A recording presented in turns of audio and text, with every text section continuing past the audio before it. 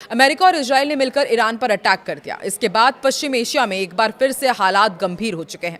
इस युद्ध की आग में वो तमाम देश झुलस रहे हैं जो एनर्जी सप्लाई के लिए अरब देशों पर निर्भर हैं। अब कोरियाई प्रायद्वीप में तनाव होने से अमेरिका की दिक्कतें और बढ़ सकती है। नमस्कार, मैं हूं आकांक्षा और आप देख रहे हैं न्यूज 18 का डिजिटल प्लेटफॉर्म। ईरान वॉर अभी तक समाप्त नहीं हुआ है, पर एक और क्षेत्र में तनाव की आहट ने खलबली मचा दी है। कोरियाई प्रायद्वीप से बड़ी खबर सामने आ रही है। दक्षिण कोरिया का कहना है कि उत्तर कोरिया ने मिसाइल दागी है। सुनिए, ये कितनी बड़ी खबर है कि दक्षिण कोरिया का कहना है कि उत्तर कोरिया की तरफ से उनको मिसाइल अटैक का सामना करवाया गया। अल अरबिया की माने तो नॉर्थ कोरिया ने एक या दो नहीं बल्कि 10 मिसाइलें दागी है।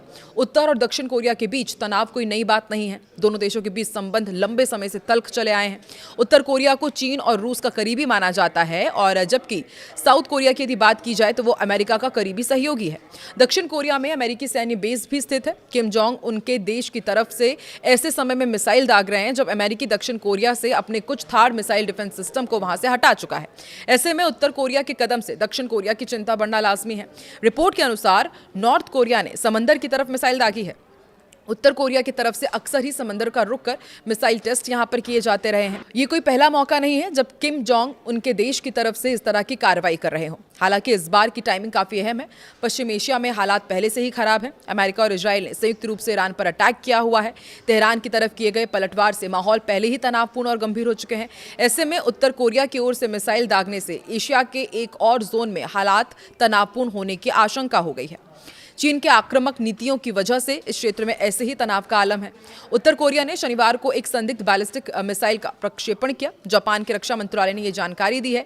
निक्केई एशिया के अनुसार सूत्रों का यह कहना है कि मिसाइल संभवतः जापान के विशेष आर्थिक क्षेत्र के बाहर जाकर गिरी। इस प्रक्षेपण के कारण किसी प्रकार के नुकसान की तो कोई खबर नहीं है, लेकिन हालात जरूर चिंताजनक हो गए हैं। वहीं दक्षिण कोरिया की सेना ने बताया कि उत्तर कोरिया ने पूर्व दिशा की ओर से कम एक अज्ञात प्रक्षेपास्त्र यानी कि प्रोजेक्टाइल दागी है।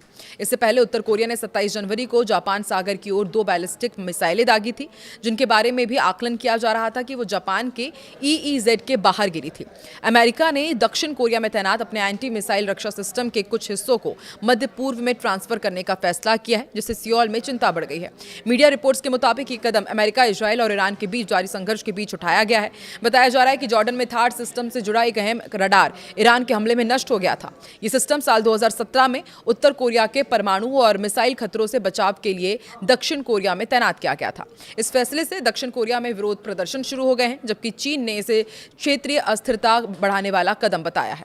तो आपको क्या लगता है कि क्या अब उत्तर कोरिया, दक्षिण कोरिया एक नई जंग में फंस गए हैं, और क्या इसका असर फिर से दुनिया के अलग अलग हिस्सों में देखने को मिलेगा, और क्या अब पूरी दुनिया वर्ल्ड वॉर 3 की तरफ आगे बढ़ रही है? आपको क्या लगता है? कमेंट में अपनी राय जरूर दें।